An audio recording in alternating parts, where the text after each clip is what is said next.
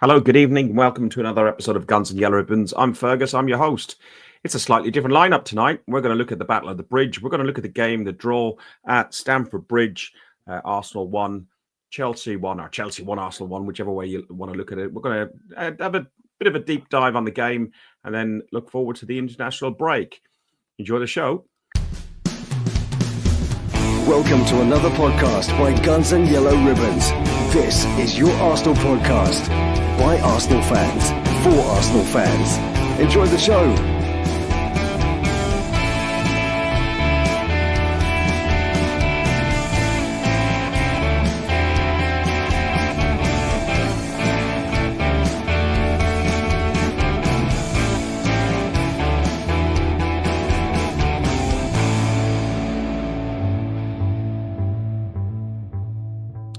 Hello, guys. No Trevor tonight. Trevor's, as he said, otherwise engaged. I didn't know it was Valentine's Day, but, hey, you never know. Whatever you're up to, Trevor, I hope you're enjoying yourself, and I hope you're not watching the show, because if you are, you're not otherwise engaged. Andrew, welcome back 2 weeks running. It's getting a bit of a habit, isn't it? It is, isn't it? I'm liking this. Called back again. Must have done well the first time round. Obviously, now I'd have been sat back on the bench again, wouldn't I? Yeah, that is true. That is true, and it's quite northern this for me. Like I got Peterborough Gooner as well. I got posh Gooner. How are you doing, Dale? I'm all good, thanks, mate. I was about to say you are the most southerly by quite some way on here, aren't you, geographically? I am. I should have nicked down the road. We could have done this from the pub, Dale. Oh, should have done, not could have, should have done. There we go. We've got an idea for next time. Absolutely. Before we continue, just want to give a shout out to everybody who watches Guns and Yellow Ribbons, especially on YouTube. This weekend we reached 55,000 views, so thank you everybody for your support on that. It's much appreciated, and anybody who is watching on Twitter or on X or whatever other platform you might be watching on, jump over to YouTube and give us a like and a subscribe and watch some of the stuff over there. It does type of help us out. So none of us were at the game, so we all had to watch it on TV. I watched it in my local pub, which was noisy, so I didn't hear Gary Neville lose his voice. Which that there are moments in your life that you hope and dream for, that Gary Neville loses his voice. Where were you guys watching it? Dale, at home in your bar? No, it was my birthday weekend, mate. So happy birthday! Yeah, thank you very much. I went to I had a concert on Friday night. I went to see the Streets and Kasabian in Birmingham. Meal on Saturday night, so I had to have a quiet one Sunday. So I had to spend 6 hours in the pub. So that's what I did. So I sent a text out and a Facebook group to all my friends and family and just said, look, I'll be in the pub from 2 till 6, coming down and watch. And that's where I spent my afternoon. Excellent. And were you with them? I know we got a nickname for him, but were you with Theo watching the football then, Andrew? I was. Yeah, we were sat at home watching it. Absolutely. Yeah. To be fair, do you know what? There he is. Look. Hello. He's sticking his head around the corner. To be fair, yeah, we sat and watched. He's not had a haircut, is he? He's got to go get a haircut, mate. He does need a haircut. What about me?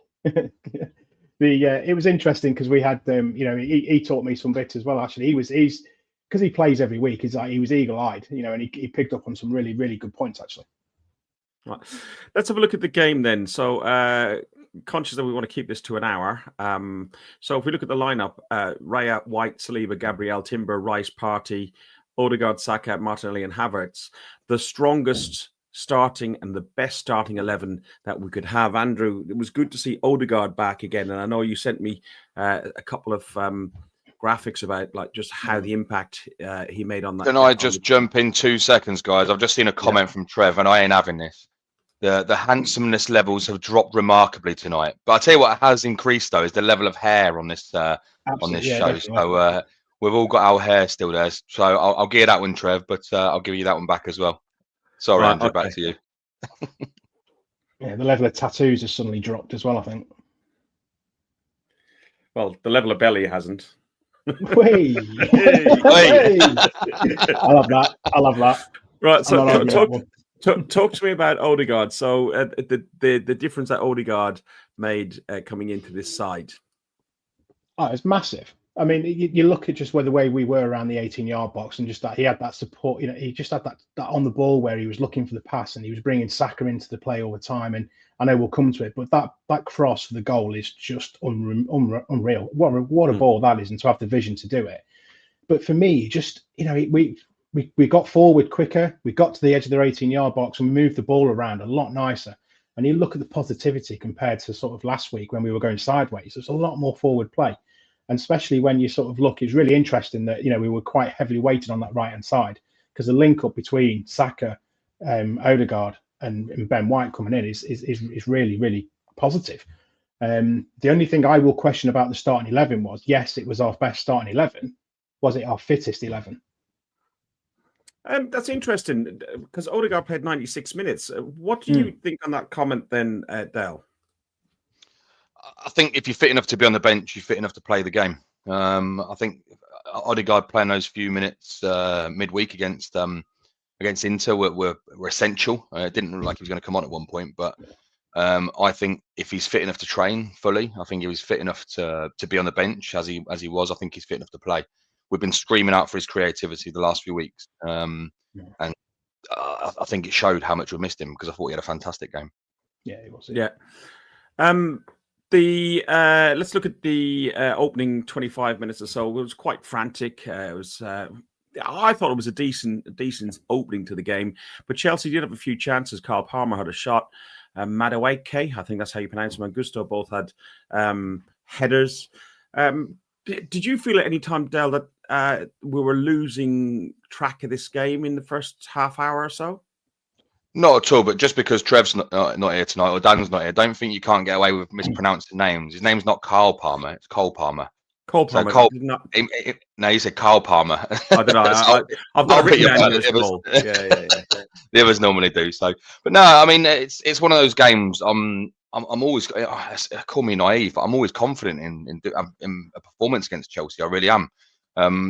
There's no secret. The last few years, they haven't been the Chelsea of the last 10, 15 years. But I think we did see glimpses of what they're capable of. And I predicted at the start of the season for them to be top four, and I stand by that. I still think they'll be a top four side, albeit below us. I think they'll be in fourth. They had their chances. They really did. I think there was a first few minutes that Cole Palmer had a chance that Raya tipped over the bar.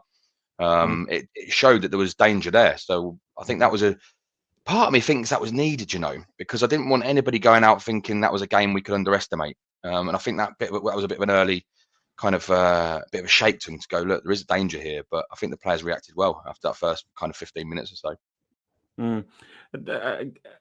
Andrew, how did you see that opening salvo, the 25 minutes? And we did take a few shots and headers at us before we could actually make an impact ourselves, didn't we? Yeah, no, absolutely. I mean, I think I said last week, didn't I? I said we need to shut down Cole Palmer from being shooting on the edge of the area. And in those first couple of minutes, he proved that by just letting an absolute rocket go that Raya saved amazingly. So it was, I agree with Dale. I don't think at any point was I concerned. It was just the way the game was flowing. We were away from home. They were always going to come at us for a bit. But not once did I think, they're going to score here, because it just didn't look like it. When we actually got the ball down and started playing the ball around in bits, we looked really, really good. And I was like, we're going to win this. We're going to go ahead and win this game. It just, I wasn't worried at all the whole first half. 26 minutes in, Martinelli had a one-on-one with Sanchez. Andrew, he should have done better with that, didn't he? It was a deflected shot from Saka off Caicedo, and it spun back to him. And Martinelli went one-on-one with the keeper, and the keeper, who, in my view, was a very poor keeper, made a great save. Yeah, he did. I agree. Yeah, I don't think he's the greatest keeper at all. I think he's definitely got a mistake or two in him a game. If Martinelli could have that back again, would he do it differently? Yeah, he'd probably stroke it into the corner rather than try and blast it into the other side. But just, I think we brought it up a minute ago. Just, I don't think we've got any footage of it, but you wind back that a little bit to when Saka has that shot in the 18-yard box, and then he lets it go. It gets deflected. I can't remember if the player comes in behind him, but he does not take him out. And you kind of think, at that point, where does advantage actually start? Because yes, all right, we had an advantage on shot, but we didn't take the benefit of it. But Saka got absolutely nailed on the corner on the edge of the box. He did. Where were you then with the offside, Dale? Havertz. We played this set piece, and we played it slightly differently with Havertz or Rice played it slightly differently, and he just like slipped in Havertz, and it was so tight. You can see the VAR on here. Sorry, just let's get rid of that banner for you. There you can see Havertz is just so marginally off. A well-worked free kick, a different free kick, something we could use again. Yeah, for sure. I mean, there's been a lot of focus on us this first kind of 9-10 games of the season or so about like our free kicks and our set pieces and how good we've been. But if you look at the last few weeks, it has been a bit stale, if you want to, for want of a better word. I like the build up to that. My honest, I'm going to throw the question back at yourself in a minute, Ferg, as well. The same question, because my first thoughts when I first see that was offside, and as soon as I saw the lines drew on the without the lines, sorry, I thought it was offside. As soon as they showed that still on the screen, I didn't think it was as close as what everybody's saying it was. I celebrated, of course I did, but then as soon as I saw that still, I was like, it's offside. What was your take on that? I mean, how did you see it in real time? I was probably very much the same as yourself. I saw it celebrated, sang 60 million down the drain in the pub, and wound up all the Spurs fans and West Ham fans that were there. And then I saw them just freeze frame it, and I thought he's leaning that little bit more forward. I think it was just because he's progressing forward, and their defenders tried to play the offside trap. He got caught. I think it was tighter than it looked. What really annoyed me more than anything else was the angle that the camera's on. How can they tell? Because you go back to that there. Look, I'll just bring it up on there. You can see the camera's not in line with the ball. It's not in line with the players. There are these, all the cameras we got in the stadiums. We've talked about this loads of times before. I think it's just poor that I remember saying that at Arsenal they got a rail for EA Sports and some sort of virtual sort of watching football. I think that should be at every stadium that you got VAR in, and it should be either Hawkeye cameras that they use for goal line technology or something. They've got the semi-automated stuff that they're trialing out. It was meant to be out in October. I trust that far more than I trust people writing lines on a pitch, and even referees who don't like managers and don't like people from certain areas, and not drawing lines on the pitch, which shall say no more. But we know what we're talking about, David Coote. So, Andrew, what did you make of Havertz? And I thought it was clever and well worked. I think it's really clever. I think we've caught them off guard, haven't we? And the ref's clearly blown the whistle. Oliver's gone. He's said go, and we've turned and we've started. Chelsea weren't ready. We've caught them off the hook. It's only the problem was that he was slightly offside. I mean, go back to the semi-automated offside. If that comes in, he is offside because you can see he's breaking that line. But it was so close. I was getting frustrated with it because at first I was like, that is offside, and then I was like, no, it's not. But it was taking forever. Well, it seemed like forever when we were watching it to come through. And it's like, if it's not clear and obvious, you got to give it. But I'm going to say that because it was for us. If it was against us, I'd be spitting feathers. It's interesting what you say there about semi-automated VAR. We was talking about this yesterday. Were you guys aware that it actually comes in January, not next season? No, it was meant to January. It was meant to come in it was meant to come in October, after the first international break. They delayed it for whatever reason. No reason why they should have delayed it, unless it's lack of technology in the stadiums. But I can't see that. I don't know. My conspiracy theorist just means that it's another way for them to leave the game as more corrupt as they want. I don't know. I don't know. But January, and I bet it'll be put off again because they've got all this drama going on with Coote and so on as well. Yeah. Go on. Who was going to say? Someone who's going to say? I was going to say something. I was going to say maybe because there's a certain team not at the top of the league, but we'll move on. Go on. Yeah, that could be that. So that was the first half. The first half was quite frantic. I thought we played well. We had that chance of scoring a goal that was ruled offside, and we went in half time. I would say quite buoyed going at half time. Second half, Chelsea came out, and they did come out as a bit strong for the first five or so minutes. And I thought, okay, here we go. We've got a game on our hands. But Arsenal took control of the game then, Andrew. It was 60 minutes in. I'll play the clip. This is courtesy of somebody on Twitter. Thank you very much. I've plagiarized it, but it stops me getting done by the Premier League. But this is Martinelli's goal. I'll let you talk over once the goal goes in, Andrew.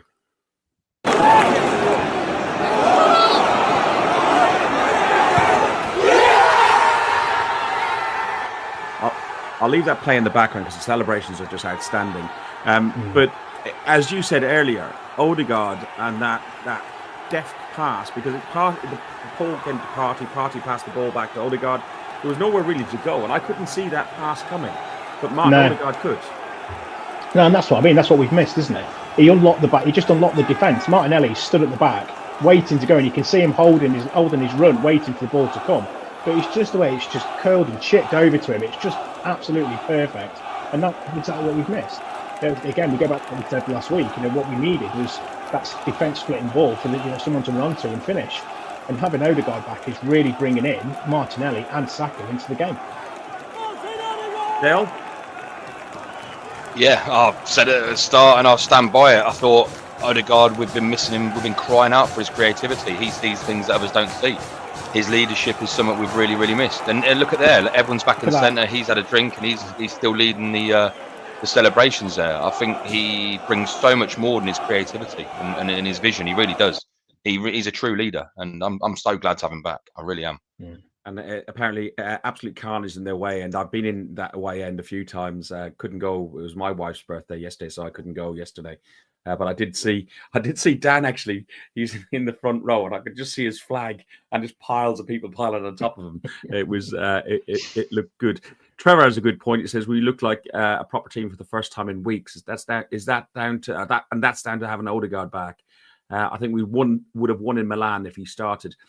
Trevor, I think on winning in Milan, I think we'd be winning in Milan if we had an official that would make the correct decision with regards to the penalty. I thought we were the better team there. We talked about it briefly on the preview show the other day. But yeah, it might have opened up something a little bit more.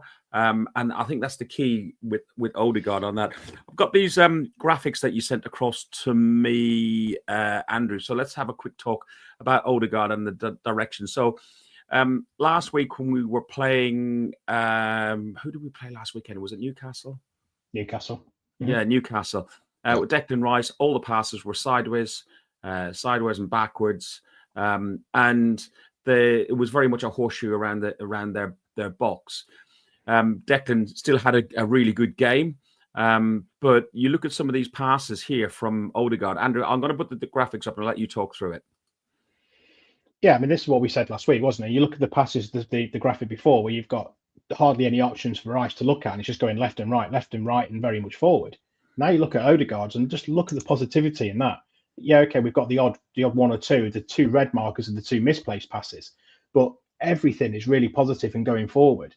Even to the point, we're overloading that right-hand side, and you can clearly see that Saka have got a really, really, really good relationship and bringing Ben White in. And then you go, and it's really interesting when you see where you've got Saka and Odegaard on that side, and on the other side, you've got Martinelli and Declan Rice. And just look at the difference of what we've got and the how we use the whole pitch to get the balls down to the wingers, to get those crosses in. And I thought, we did some fantastic crosses yesterday. There was probably more opportunities and we should have scored, but it's just when you start looking at it and really breaking it down to see sort of what Odegaard does to actually the rest of the team and gives them the option, it's massive. You can't underestimate that. And it's like Arteta said in his press conference, no way does someone, has ever seen anybody who's been out for 6 weeks come back and play 96 minutes. He wasn't supposed to play 96 minutes. He said that, but he did because he couldn't bring him off. Yeah, this comment from Lyle here, this is perfect for me. So I think Odegaard really brings us into that. It really helps us along. He speeds up the play. He creates that sense of urgency that we've possibly lacked over the last few weeks. I think it's 100% spot on there, Lyle. Yeah, it is. Mm-hmm. So 60 minutes in, we got that goal, but it wasn't too long until Chelsea got a goal back via Neto. Fernandes picked up possession in the space and found Neto, who thumped in a 25-yarder past Raya. Should Partey or Saliba have done better? Should Dale have not said in the pub what he said? I take the blame for that. So literally about 30 seconds before he scored, I sat there And I was sitting with my mate who was a Chelsea fan actually, and I said, "You've ruined Neto, mate." I said, "He used to be so good at Chelsea." I said, Wolves, and he comes to you guys, and what does he do?" And literally 20 seconds later, he did that. But going back to your original question, yeah, I don't know. I mean, you can always say shoulda, woulda, couldas. I mean, you can see the ball here. Look, we've got opportunities to close them down. That was a great ball, by the way. Can't take anything off that, but I think we need to close them down quicker to stop that ball happening. I don't know. Well, the pass was a great pass. There's no taking that off him, but we had opportunities 2 or 3 times there to close them down. Once to cut that pass out, there was 2 of us stood there waiting for the runs we made, and then second when he cuts inside. That's how I saw it. Martinelli didn't pick up his man as Demsek, and you said when we looked at these videos before we went live, Andrew, you said very much that one, didn't you? Yeah, I did. Yeah, I think you look Martinelli, and he's like kind of looking forward, and he's pointing backwards. And just as he points backwards, Neto seizes the opportunity and runs forward into that massive space that's created. And it's like you can see Gabriel when the ball goes in, he goes ballistic because no one's actually closed that space down. I mean, there's so much space there; it's criminal. But Arteta again picked it up in the press conference. He said that is not this defensive habits that we strive for. So we just got to work on it and sort of. But I think overall, that is probably the only negative part of the game that we had. I think the rest of it was positive, and we were looking like our old selves again. And go back to Lyle's comment before, the play was so much quicker, and we looked a lot more dynamic. Yeah. How did you find that the side looked overall then? Because Gary says Arteta's a few players have only got 60 minutes, and we hate international breaks, but maybe this rest is one that we need mentally and physically. Because I think Havertz isn't going to travel because of that cut in his head, which reopened after cutting it badly in Milan. I don't think Saka is travelling. Odegaard is, unfortunately, but we need as many players as possible not travelling, because physically and mentally with the Euros and everything else, I think we mentioned before, Dale, this takes a huge toll on these players. It's got to, hasn't it? Yeah, massively. And I think the player needs a rest. And I love the guy to bits, I really do. But I do think he needs a rest. Is Declan Rice. We've not seen the same levels from Rice we've seen. We got used to seeing last season. He's been such a fantastic player for us, but I think he's looking a bit tired at 50, 60 minutes at the minute, as Gary mentions there. Now, usually I'm one of the first ones berating the international breaks and sitting there saying, oh yeah, it ruins the momentum, etc. But the question is at the minute, we don't have any momentum, right? So there's no momentum to ruin. So I don't think it can do us any harm pending we don't get any severe injuries again. Because that, again, you look at the last international break, there was a knock for Saka. We had the big one for Odegaard. So if we can escape injury free, I'd like to see a few players pull out, truth be told. Now, I know there's always a debate, club versus country, and players always like to see the honour of playing for their country. But the reality is, as well, club football for me will always take priority over any country football. And I think a lot of Arsenal fans in particular feel the same way. But yeah, it'll be interesting to kind of see really if anybody does pull out. I think Rice has stayed behind. In fact, I think he ordered a plane to Dubai today. He's gone to Dubai, so a much needed rest. They've gone to Dubai. Last time I went to Dubai, I'd done quite well. Andrew, do you feel like with Odegaard in particular, he's just come back. He's played 96 minutes. He's been out for 12 games, nearly 2-3 months. Does he need minutes, or does he need minutes with the team in Dubai? I didn't realise they were all going out to Dubai. Oh, there's a one. I mean, really, if you know if you're going out to Dubai, then they're all going, then really you should stay with us and get the minutes. But there's difference, isn't there, between training fit and match fit. So if he can go to Norway and fingers crossed he doesn't come out with anything but comes back fitter and, sort of more match fit, then, when we come back, we've got a big game again. Every game's going to be massive now to the end of the season. And he's going to be up to speed a bit more. So it's that old catch-22, though, isn't it? if he gets injured, we're going to be absolutely fuming. So does he stay with the team so we can work on what we need to work on? Because clearly, there's still parts of the game that we need to do. It's kind of the 4th time that we've taken 15 plus shots this season, 2 more than we did the whole of last season. So this thing's not right. So things need to be worked on. So we're rocketing through this. It's amazing when you don't have Trevor here, how much conversation we can have. We need some Trev time. Yeah. I've just got a quick question before we move on. Actually, this is to both of you guys. we mentioned it a couple of times now, right? We're creating a lot of chances. We're having significantly more shots on goal than what we're seeing, especially with like the likes of Odegaard back creating these chances and playing us in. Is it concerning that we're not scoring more goals? Or I don't know. What do you think? Why do you think that is? Well, I think it's indicative of the fact that we didn't buy what we needed to buy in the summer. We needed to buy an out-and-out striker, and I think Arteta, not really criticising, but Arteta and Adu and co thought that Havertz was doing really well towards the end of the season, and maybe we can just like roll the dice and see if we can go again and see if we can get a bit more out of Havertz before we actually go out and buy a striker. And it may be because the striker that they actually want wasn't or couldn't be made available, and that's the only thing I can put it down to, because I think they're going to end up spending a shed load of money in January to get a striker in, because even Nwaneri, while he can take a shot from outside, he's not an out-and-out striker. We don't have a proper out-and-out striker in the squad. Andrew? Should he have come on Sunday? Nwaneri, Theo was absolutely screaming for him to come on because he, he's like, I kind of sort of agree with him. I thought, if he's got that pace and to run, you look when Trossard came on and he ran at Chelsea, they backed off and backed off and backed off. We managed to get a little bit more, a few more opportunities in. Would Nwaneri coming on been able to make that little bit of a difference? And sort of, again, we know he's got a hell of a shot on him, but with his speed, with coming on with the last 10, 15 minutes, would he have just scared them to death? He done it at Tottenham, didn't he? He did cause problems at Tottenham. Quite interesting in here. Demsek, Heath, and Hente are talking about, name another club that's as exhausted as Arsenal at this point. And Denti says that injuries and sending off, increased fatigue. We've played several games with 10 men. We've had key players missing. It's a really good point. And then Heath is just agreeing with not buying a striker could cost us. But that's it. That's a really important point that Demsek says there about playing games with 10 men. And they weren't like just basic games. We played Man City with 10 men. Yeah. Bournemouth gave us a tough game. It's a tight pitch. It's really, really is going to take its impact. And we played against Brighton and it's like. The Trossard one was on half time. Was the Rice one in at the end of the first half? I think it was. Just at the start of the second half, 56 minutes from memory. The Rice one. And, wasn't far in. And then we had Saliba in like the 18th or 20th minute or something like that.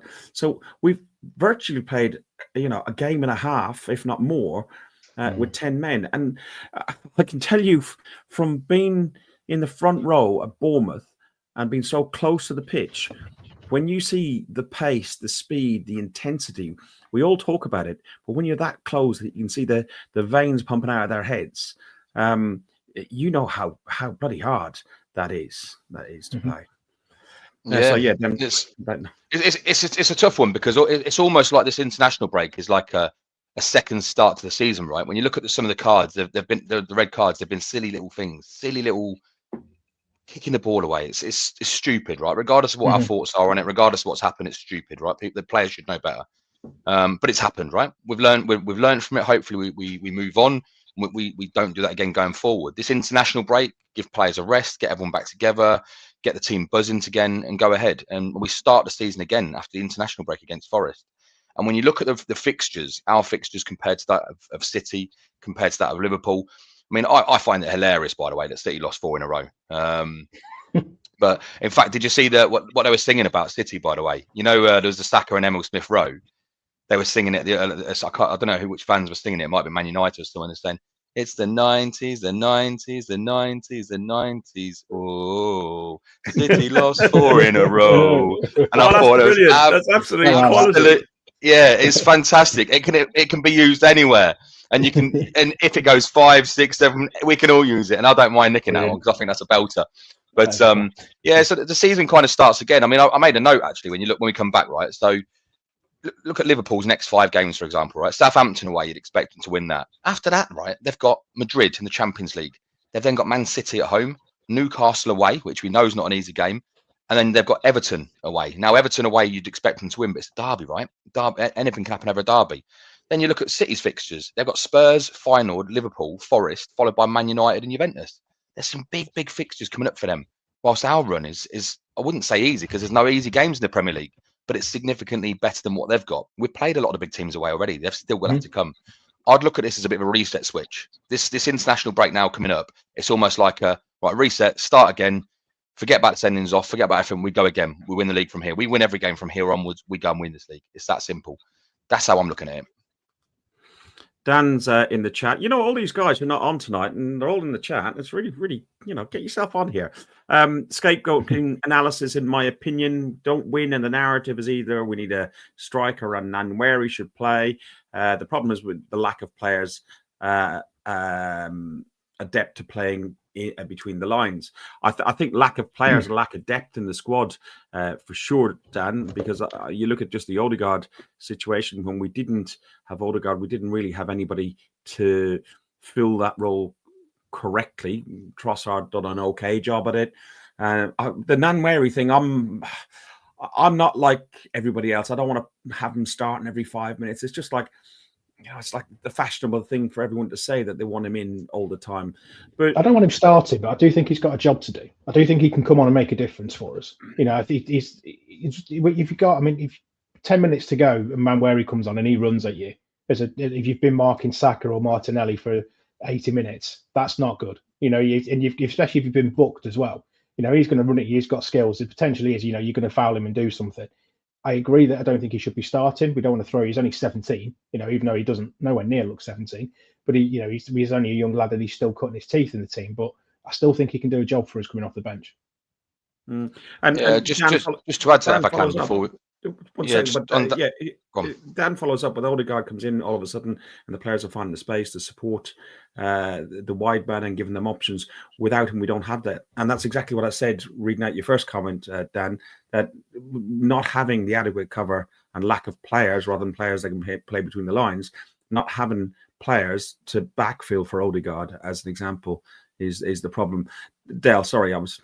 No problem at all, mate. No problem. Just to touch on Dan's first comment, really. The Nwaneri piece, I kind of get to an extent. I mean, I was one. I'd have played him beforehand. I mean, the Chelsea game, I'm not quite sure. I can take him or leave him at this point because he's still a young lad. But I've got to disagree on the striker piece, mate, because I think the majority of Arsenal fans know we need a striker. So that's not a dig at Kai to say Kai isn't doing a good job or can do a good job, because he can. But we don't have a plan B up top. It's Kai or Kai only. There is nothing else there. And everybody else who's played there throughout the course of the season can't do that job. The key point I think you raise is Odegaard. We haven't got the quality to replace him when he's not there. We've tried Trossard there. We've tried Havertz there. We've tried other people there. We just don't have that quality in that particular role. So I think that's a key point there. I think we need that quality and depth in that position, particularly because that's a massive part of our game, right? Is creating chances and going forward. But I don't think we can hide behind the fact we don't need another striker, because I think we do. And I think the majority of people would say the same. I don't think it's because we're not winning that we're not saying that. I just think it's highlighted more because we're not winning. I think people, even if we sneak the odd 1-0 win, 2-0 win, when you look at the chance we're creating, if you stick somebody with a bit more quality on the end of those balls, if Havertz is tired, for example, I mean, Havertz, I thought he took his goal very, very well, although he was offside. But I do think we lack that quality in that department as well as a second option. Same with Odegaard. That's not slating Kai. That's not slating Odegaard. That's just saying we don't have that plan B for either of those positions, in my opinion. And Dan continues, and Dan, you might as well be on here at this rate. But two Odegaard type players in the midfield beside Havertz, and he smashes it. He's so underrated.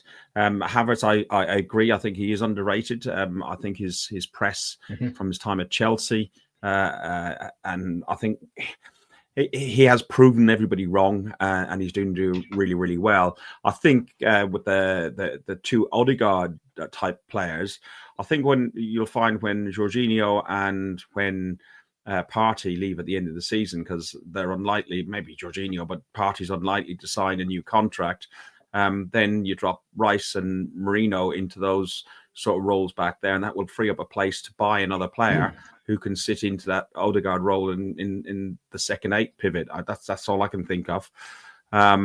One We more have got piece, a few- if I can, mate. One. One more, just to touch on something. So Dan's right. He's put so the ball isn't making its way forward. So because obviously it's not there. If you don't give them the right ball, right? I get it. That goes back to the Odegaard piece, what I was saying. But Dempsey raises a good point as well. And this goes back to about needing another striker. Havertz couldn't head the ball properly yesterday. He knew he couldn't head the ball properly yesterday. That's why I say we need another striker, because who else is there? There is nobody else there who can play that position like him. The reality is, Jesus isn't going to lead our line. He's not good enough to lead our line. He's better on the wing. We've discussed this before. That's a conversation for another day. But having that second option, we don't have it. It's Havertz or nothing. And if whatever the reason is, we're not delivering those goals, we've got to look at the reasons why. Part of it may be down to, I think a big part of it is indeed down to the balls that Odegaard creates. And as I said at the start of the show tonight, he is a major catalyst to our forward play, right? He picks and he lifts us up, takes us up a level. But we also need that plan B in both of those roles, because we don't have cover for Odegaard and we don't have cover up front. I think we need to be thankful that Gusto can't head a ball as well. Yeah. Listen, Gotcha. as we got in towards the dying moments of the game, we had chances. Marino had a chance, and he was very unlucky. He just couldn't get a toe to it. Saka and Trossard also had a chance. Trossard, I thought, was playing defence at that point when he cleared it, and he just didn't connect right, and it went over the bar.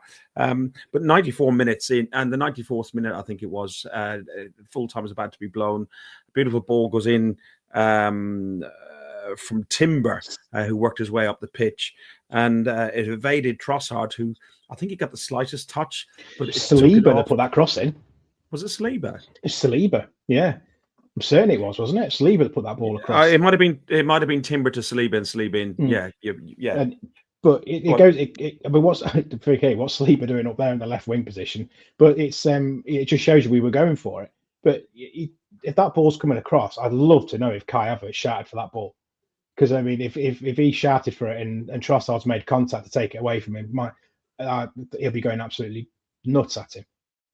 But I mean, that was a massive opportunity for us to run away from that game with all 3 points. But both were offside, I think, mate. Were they not offside? Were Trossard and Kai Havertz not both offside? Wasn't that the first one? Wasn't that the first one? Not the one on the one right at the end where the one right at the end where he slides and gets a toe on it when Kai was behind him. Was he offside? I thought they were both off. I thought they were both off. I don't know. I thought they were both off. I mean, if anyone can correct me in the chat, I mean, were they both off? I mean, I thought they were.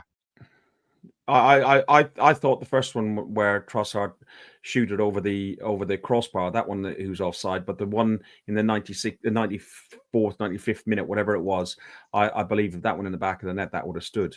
So we shall see. We shall see. There was a good positive out of that as well, though. 60, and the thing was Timber's run from the back when he kind of scuffed the shot and it went down the left post, down to the left hand side. It was about the 65th minute. But it's great to see Timber getting forward and taking on. He just literally got a burst of pace and he just went, and he was just at the edge of the area. And again, that's what we've absolutely missed is the last few weeks, is people just getting the ball up, getting their head up, and actually charging towards the 18-yard box and actually having an opportunity. So with that, I'm doing the cliche with it. It's Odegaard, isn't he? He's bringing everyone back together again. We look like we've got ideas and we've got options again. Yeah, so the stats on that one, we both had 3 shots on target. Chelsea had 14 off, and we had 10. It was quite even overall. Even corners was 4 versus 3. Possession was 51 versus 49. Whilst we could have nicked it in the end, probably. I in our WhatsApp group, I know some of the guys who've been to the game were a bit more wound up about it, but I had felt that we had played well. Would have, of course, loved for us to win it, but I thought a draw was probably a fair result. I felt a little bit more aggrieved about the Liverpool game that we drew 2-2 rather than this one that we drew 1-1. And the most important thing, I think, on this, I know we're 9 points adrift from Liverpool, but the most important thing, I think, was not losing the game. We do need to now get ourselves back together and regroup, come back in after the international break. And we need to start winning ways. We got Forest, who did get beaten by Newcastle at the weekend. So, they're not this new Forest of 80, whatever it was, all over again. And Andrew can go out and see his friends now because you've got too many Nottingham Forest fans around where you are. Far too many, mate. There's a few of them down the street and as well, and it's all. I've had it all as I've been driving down. It's like we're going to win another cup, and I'm like, Christ, could you imagine? It's like I'm never going to hear the end of it. But so we picked up. We've got 4 games in the Premier League without a win for the first time since April 23, drawing 2 and losing 2. Having picked up all 3 points in 21 of the previous 25 league matches, drawing 3 and losing just 1. What do we need to do, guys, to turn this fortune? I know a bit of sun and relaxation and recovery and time off the intensity of the Premier League would help, but what do we need to do with this squad? There are a couple of questions that Demsek put to us, which are quite interesting. Do we need a ball-carrying midfielder like Wilshere? Is that something we need to look at for January? But what do we need to do now? Keep everybody fit. Keep everybody fit. Yeah, going back to what I said before, I think we use this international break, if we come back out of it with no injuries and everyone's fit, as a reset switch. I think we stick to what we do. I think some of the statistics speak for themselves, right? The chance we're creating, the shots on goal, the possession we're having. We've just got to step it up that bit. I think everybody has to step up. When we look at last season, the goals were shared around quite a bit. We've spoke in the last few weeks about Martinelli not putting his weight, putting his shift in. He's now starting to contribute to that. Although let's not hide behind the fact that keeper was poor. That Chelsea keeper, that to be beaten on your near post when you've got half a yard to your right hand side is poor. But at the end of the day, Nelly got himself in that position and he's put it in the net. I think we continue as we are. We learn from our mistakes. We've got the likes of Odegaard back, which is a huge boost. We've got a January transfer window around the corner. I wouldn't necessarily rush to buy certain players. I do think there's names out there which would be available for the right price who would massively improve us. Isak being probably my personal favourite at the minute. But no, I just think we keep going. We keep going and do what we do. I wouldn't change much at all. There's a lot of talk on social media when we drop points and things. I don't go on Twitter or X when we lose or draw, because it's just Arteta in, Arteta out, shake it all about, and it's just like all the naivety comes out. I told you guys about it before on the train back from Newcastle. I'm more Arsenal than you because of this. I'm more Arsenal than you because of that. Shut up, boys. Seriously. Just grow up. I mean, our fan base is bigger and better than that. So stick together on and off the pitch, and we go again. Andrew, Woodsy has got a point here. We just go on a run. Liverpool will definitely slip up.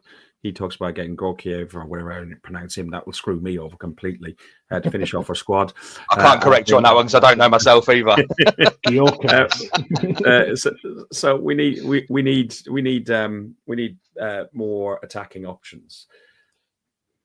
Yeah, I do. I want to disagree with that. We do. Dale's right when he said earlier on. It's Havertz. We do need backup for Havertz. We need a plan B. We need somebody that is going to run and make to do something different to what Havertz can do, so we can change it. I think Liverpool will slip up. I'm 99% sure they'll disappear off and start sloping down. They'll probably still finish in the top 4, but it's. I think it's still. We can go on a run. We can make sure. Go back to what we said before. We've played the majority of the top 6, so we've got those games done and out of the way. So we've got some of the teams that we should be going out and picking up all 3 points against.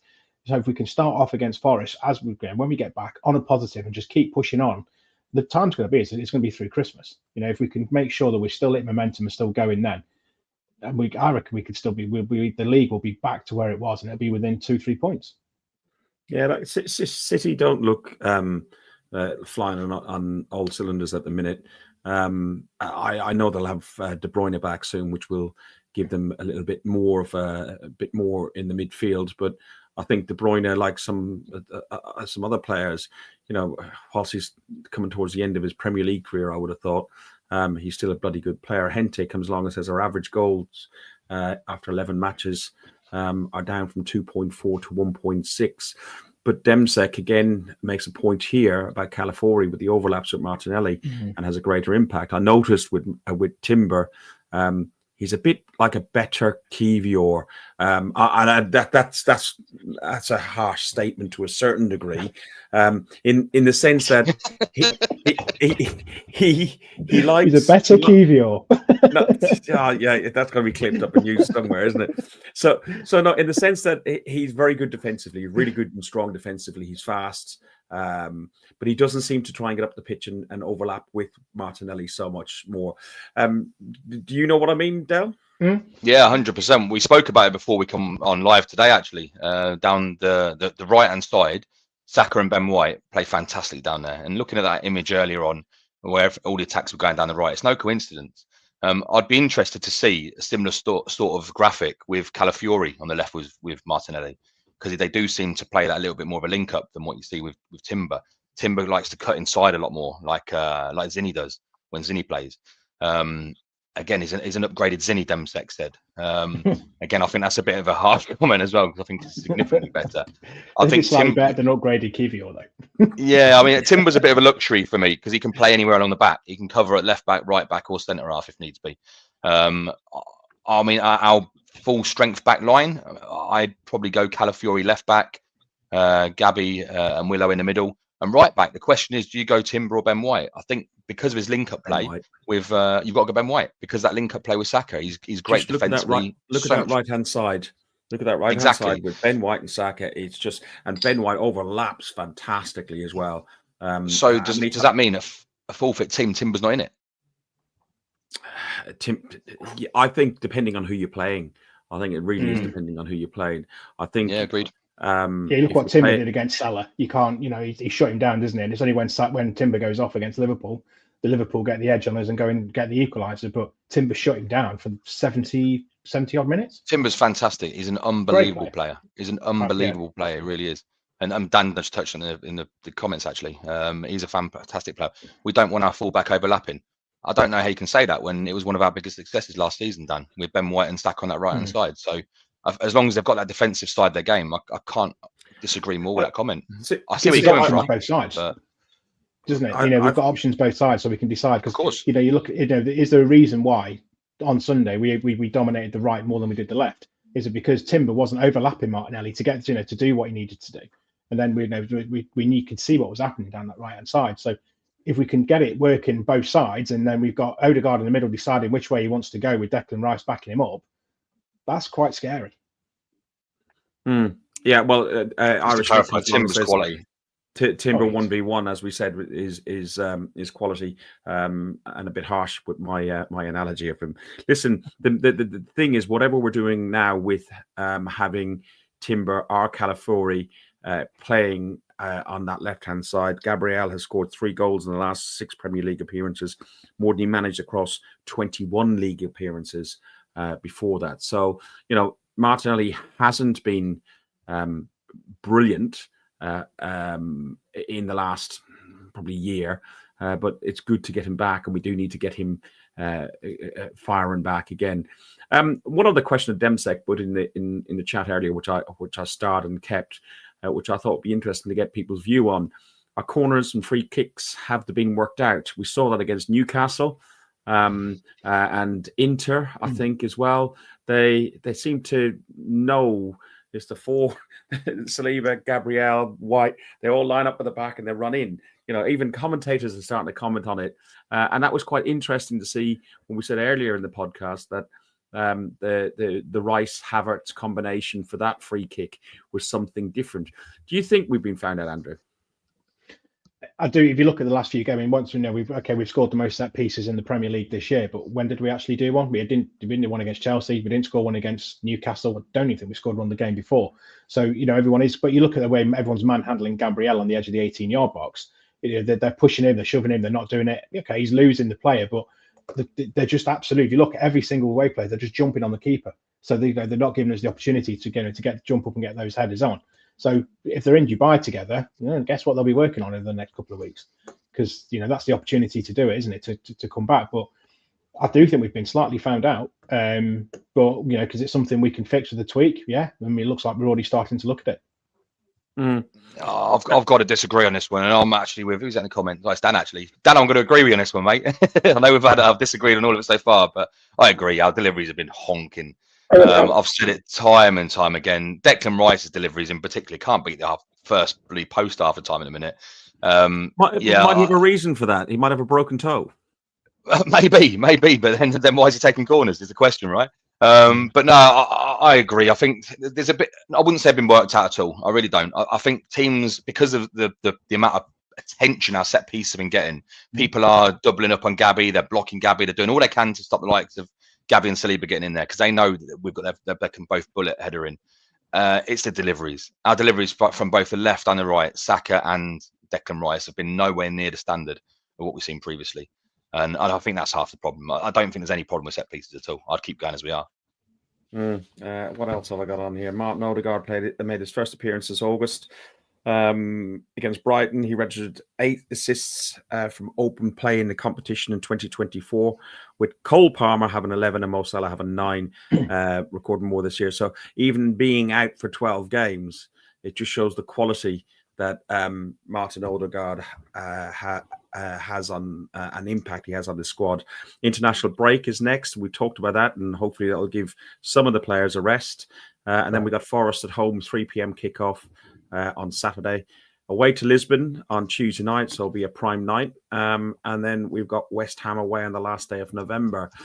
It's I suppose West Ham aren't on great form. Forest just been beaten. You would like to think that you get 6 points from those, but it's still a London derby. And we've played midweek where West Ham won't have. What are we expecting over that when we come back then, Dale? Forest, Lisbon and West Ham? I expect 3 wins, truth be told. I think we have to get 3 wins. Nothing less than 3 wins is going to get both our Champions League back on track and the Premier League title. So I would expect 3 wins, truth be told. Although going to Lisbon, I can't imagine it'd be an easy game. Forest at home, I'd expect. West Ham's away, isn't it? Yes. Yeah, they're not in a great run of form. We know what we did to West Ham last season away. We know what we're capable of. I'd like to see 3 wins there, truth be told. Lisbon, for me, has to be a must-win if we want to get into that top 8 in the league, the not European Super League. Andrew, do you see it as a must-win as well? They've got their manager, who's the best manager in the world, who's joining Man United. But he's gone, hasn't he? Now, yeah, he's gone. So they'll have a new manager in. I don't know what impact that's going to have. No, I mean it's going to be difficult. I mean they're a great team, aren't they? You know, they've had some great wins so far in the Champions League and they're playing really well. You know, it's just when your manager leaves, is that going to be the bit they haven't got anybody to turn to make those changes? So it's probably a good time to be playing them. I prefer to have them at the Emirates, if I'm honest, not away, but you know, it is what it is. But yeah, we've got to go and beat. Well, we'll beat Forest. I'm 90% sure we'll get 3 points at Sporting, and we'll definitely beat West Ham. So, I mean, if we can come back, this is the springboard for us to go into, you know, into what we need to have a really good run. And it's just been confirmed now that Saka and Declan Rice have officially pulled out the England squad. So they're definitely not going, because there's 8 players that have gone. And shock horror, Cole Palmer's pulled out with Foden and Grealish as well. So, you know, everyone's sort of pulling players out because they're probably in a similar position to, you know, to having. I think if they're playing for England, are going to qualify anyway. They don't need to play this Nations League. Give some young players a chance and take those experienced players out. Guys, we're going to run out of time soon. But before we do, I just want to go on. Can I just touch on one thing? I don't want to, before we go into the videos and stuff, we can't go a whole show without ignoring that video today. I've got it. Without. You've got it, have you? I'm the host. I haven't got the video. I'm not playing. We can't play the video. I'm not playing the video. But Woodsy did say thoughts on the referee who's been suspended for the video mouthing off about Klopp and so on. Seeing the video, yeah, they're having a good night. It's probably a Friday night, late or Saturday, early on a Saturday morning. It looks like. But my thoughts on it, I don't rate the keeper. I don't rate. I don't rate Coote as a referee. He's never been a good referee for us. Not that there are many that are good. But you know what? If he doesn't like Klopp, he doesn't like Klopp. If he doesn't like Scousers, he doesn't like Scousers. You know, I don't like certain people. You know, I don't like people from certain places. You know, you like what you like. Yes, I get it. As a man in the position that he's in, he shouldn't be saying things like that. But It's an opinion. He's just saying what everybody else is thinking. He's just saying what everybody thinks. I didn't like Klopp. I thought Klopp, I found everyone like raved about Mourinho and Klopp all those years when they were in the Premier League, and I just found them both very, very arrogant. And you know, Klopp. He says that, doesn't he, in the video? Yeah, he's just so big. He's so much bigger than the club itself. Mourinho is very much the same. You know what? I'm sure a lot of people who aren't Arsenal fans will look at Arteta and make opinions like that. From what I know of people who've dealt and met with Arteta, they're very driven, very focused, but a gentleman and very, very nice. But yeah, no, he'll be dealt with. Do you know what I hope happens, though? 1 second, just to finish up on it. The person who I think has done the most wrong in this whole scenario is the person who's released that video. The guy that they're you know, it's an early morning, whatever. They've had a few beers and whatever, and they've decided to make a video. It looks a little while ago, and then somebody's just leaked it somehow and put it onto Twitter. Absolutely, whether it's true, because you've seen what AI does these days, it could easily be AI. But you know, he's denying it that it's him. Who knows? But if that was my mate that put a video up of me like that, knowing the position I was in, I'd be very disappointed. Yeah, massively. I just really, really hope, whether it's him or not, whether it's AI or not, this is going to highlight, and I really, really, really hope it opens up a can of worms. We've all said how incompetent the PGMOL are. We've all said various different things about the standard of refereeing at different times, when it's gone in our favour and when it's not. Hopefully, part of me hopes this is him, and it is proven to be him, because in that way they've got no choice but to investigate other decisions and things as well, because they will look at certain decisions. I don't know. No, he's denied it on Sky when I was looking earlier on, but listen, it's not for us really to it's not, but hopefully it's just a modern topic, you know. At the minute, it's the yeah. I just really hope that it gives a bit of a, if he is found to be guilty, all jokes aside, they need to investigate certain things, because there are decisions that have gone horribly, horrendously wrong for multiple teams, including us this season, and we've highlighted potential corruption in the past. Never actually said it's corruption, but if this comes out, then we'll know it happens. And if we know it happens, it raises question marks over other referees and decisions in the games. Dermot Gallagher won't see anything wrong with it on Sky Sports next week, though, will he? He'd think it's all right. Well, you know, if it is Coot and it's not AI and whatever, who knows? Dermot Gallagher will say something like, you know, the first one's okay. That's the first one's fine as long as it doesn't make another video. So, who knows? Dan, I've seen your stats that you sent through to me, mate. I probably need you here to explain them a little bit more. It's been good, guys. Enjoy the international break. We've probably a week or so off. And we'll be back just before the football starts again, probably the Thursday or Friday before the football starts again. And we'll do the preview show, by which time we ask everyone then just to join us and say who they think who's going to get what result against what team, and with a little bit of our Arsenal bias. Sorry, my brain is just fried today. I'm just not with it at all. I'm juttering around and everything else. Andrew, thanks very much for joining us. No worries. Thank you again, Ferg. Been good. Enjoyed it. Cheers, Del. No worries. Del. Pleasure as always. And you're on lead-free, no real beer today. You're on the lead-free beer, weren't you? Yep, the Guinness Zero. The Guinness Zero, part of my, it's not too bad, actually. I mean, I'm not sponsored by Guinness, but if you fancy sending me a few free cans, it's not actually a bad drop, so feel free, Guinness. With 234 people watching in the across all the platforms. Thank you very much, everybody, for joining us on this. You see Trev's comment. What's he said? You've been a bit crap tonight, but only to be expected. Yeah, that's it. We're not used to that, having you not here, Trev. If you are watching us on other platforms, do jump across to our YouTube page. We'd love you to like and subscribe. It does help us out along the way. We've got 55,000 viewers that have watched us so far. We've got about 1,250 subscribers. We would like to get up there to a higher figure. Please jump over there. But in the meantime, have a great international break. Enjoy yourselves. Up the Arsenal, fuck the Spurs. Thanks for listening to Guns and Yellow Ribbons, an Arsenal podcast by Arsenal fans for Arsenal fans. Follow us on Facebook at Guns and Yellow Ribbons or Twitter at Guns and Ribbons. And remember to rate and review us too. Up the Arsenal.